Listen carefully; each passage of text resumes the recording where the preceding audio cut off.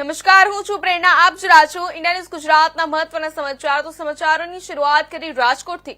તો રાજકોટ જિલ્લાના ઉપલેટા તાલુકાના ઢાંક તથા ઢાળ ગામના સીમાડા વચ્ચે ચીંજુરી જાર નેસ તરીકે ઓળખાતા વિસ્તારમાં સરકારી જમીનમાં ગૌચર જમીનમાં બિલ્ડિંગ લાઇમ સ્ટોનની કોઈપણ પ્રકારની મંજૂરી વગર ઢાળ ગામના માથાભારે શખ્સ કરસનભાઈ રાજાભાઈ હુંબલ દ્વારા ગેરકાયદેસર લીઝ ચલાવે છે અને બિલ્ડિંગ લાઇમ સ્ટોનનું ખનન કરે છે અને આ ગેરકાયદેસર લીઝ પાસે 100 મીટરની અંદર સરકારી પ્રાથમિક સ્કૂલ પણ આવેલી હોય અને આજુબાજુમાં માલધારીઓની વસાહત પણ આવેલી છે અને બિલ્ડિંગ લાઇમ સ્ટોનનું ખનન થતા આખો દિવસ મશીન 6 ચકરડા તથા 2 જનરેટર પણ ગેરકાયદેસર રીતે ચાલતા હોવાથી અને દરરોજ કાયમને માટે 5 થી 6000 પથ્થરો કાઢતા હોય અને તેનું કોઈ પણ જાતની રોયલ્ટી ભર્યા વગર આજુબાજુના વિસ્તારમાં વેચાણ કરે છે.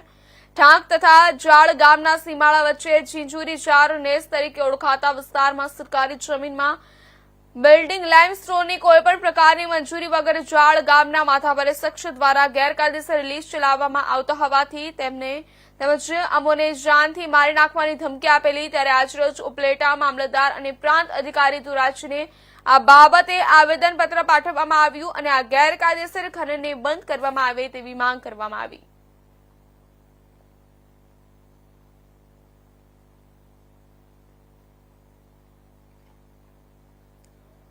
તો વાત કરીએ તો બિલ્ડિંગ લાઇમ સ્ટોનનું ખનન બાબતે આવેદનપત્ર આપવામાં આવ્યું છે. ગેરકાયદેસર ખનનને બંધ કરવામાં આવે તેવી માંગ કરવામાં આવી છે.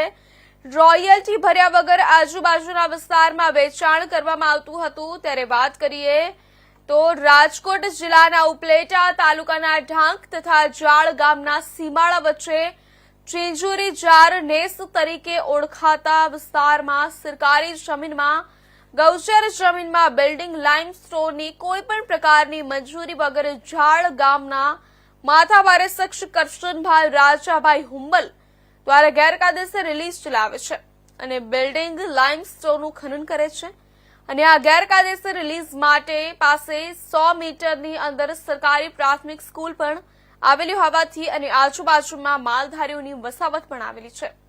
અને આ બિલ્ડિંગ લાઇમસ્ટોનનું ખનન થતા આખો દિવસ મશીન 6 ચકરડા તથા 2 જનરેટર પણ ગેરકાયદેસર રીતે ચાલતા હોવાથી અને દરરોજ કામને માટે 5 થી 6000 પથ્થરો કાઢતા હોવાથી અને તેનું કોઈ પણ જાતની રોયલ્ટી ભર્યા વગર આજુબાજુના વિસ્તારમાં વેચાણ કરે છે. ઢાંક તથા જાળ ગામના સીમાડા વચ્ચે ચીંજુરી જાર નેસ તરીકે ઓળખાતા વિસ્તારમાં સરકારી જમીનમાં બિલ્ડિંગ લાઇમ સ્ટોનની કોઈ પણ પ્રકારની મંજૂરી વગર જાળ ગામના માથાભારે શખ્સ દ્વારા ગેરકાયદેસર લીઝ ચલાવતા હોવાથી તેમને જાનથી મારી નાખવાની ધમકી આપી. ત્યારે આજરોજ ઉપલેટા મામલતદાર અને પ્રાંત અધિકારી ધોરાજીને આ બાબતે આવેદનપત્ર પાઠવવામાં આવ્યું છે અને આ ગેરકાયદેસર ખનનને બંધ કરવામાં આવે તેવી માંગ કરવામાં આવી છે.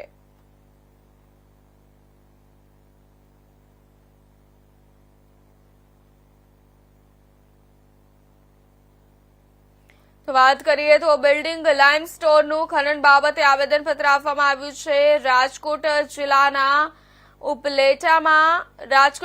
ઉપલેટા તાલુકાના ઢાંક તથા જાળ ગામના સીમાડા વચ્ચે ચીંજુરી જાર નેસ તરીકે ઓળખાતા વિસ્તારમાં સરકારી જમીનમાં ગૌચર જમીનમાં બિલ્ડિંગ લાઇમ સ્ટોનની કોઈપણ પ્રકારની મંજૂરી વગર જાળ ગામના માથાભારે શખ્સ કરશનભાઈ રાજાભાઈ હુંબલ દ્વારા ગેરકાયદેસર લીઝ ચલાવે છે અને બિલ્ડિંગ લાઇમસ્ટોનનું ખનન કરે છે અને આ ગેરકાયદેસર લીઝ પાસે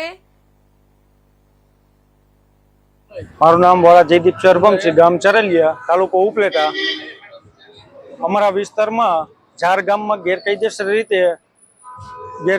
રીતે ખાણ ખનીજની ચોરી કરી રહ્યા છે. બિલ્ડિંગ લાઇમસ્ટોનના પથ્થર કાઢી રહ્યા છે.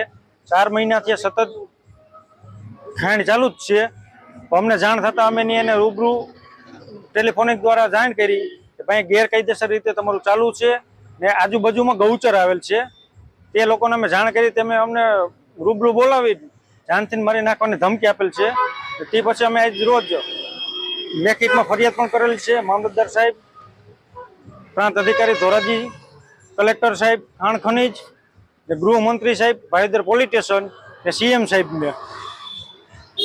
શું કહેશો આ બાબતે?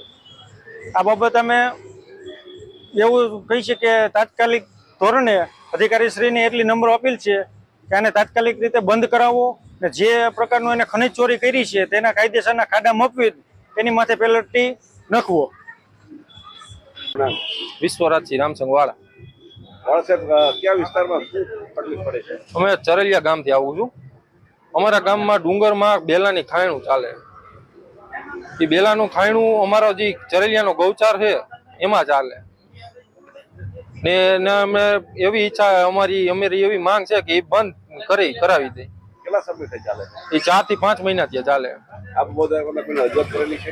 હા, અમે બધા અધિકારીઓને, મામલતદાર સાહેબને, પ્રાંત સાહેબને, પછી ખાણ ખનીજને, સીએમ સાહેબને, પછી ગૃહમંત્રી સાહેબને, કલેક્ટર સાહેબને રજૂઆત કરેલી છે. ધારાસભ્ય સાહેબને ફોન કરેલો. એને શું કીધું?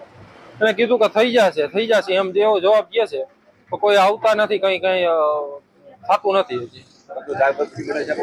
હા, અમને મારી નાખવાની ધામ ધમકી મળે છે, તો એનાથી કઈ અમે કઈ ડરવાના છીએ નહીં.